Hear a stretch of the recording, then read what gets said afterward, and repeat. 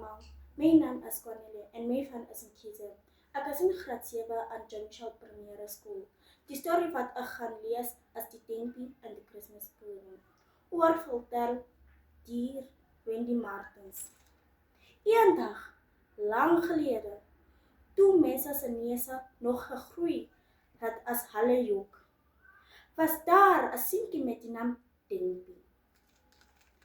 Hy het saam met sy ma en pa op 'n plaas gewoon. Die boer wou bitter graag sy enigste seun moes op die plaas help. Maar Tempie se ma het haar voet neergesit en gesê, "Dit sal die dag wees, o man. 'n Mens verniel nie jou enigste kind nie, veral nie as jy skaars groter as jou teen nie, is nie."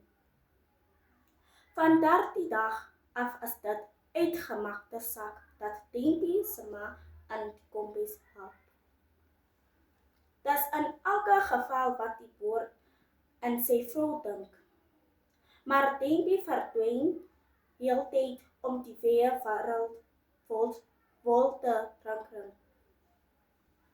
Hy jag gereeld die ganse en stuur hom nie daaraan dat hy soos 'n aardworm met een hap aangesluk kan word nie. Op warm tye karjakker hy by die rivier en stuur hom nie daaraan dat hy in 'n glas water kan verdrink nie.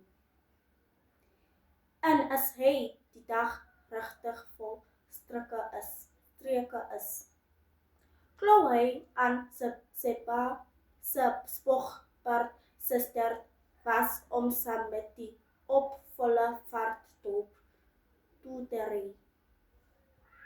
Dis nou natuurlik sonder dat sy pa weet.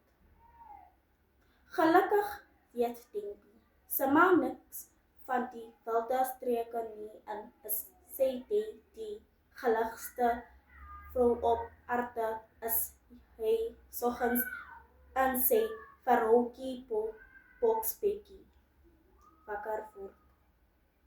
Behalwe as hy die nag besluit het om in een van haar leie tussen die sokkies of snoesige tree aan die slaap te raak.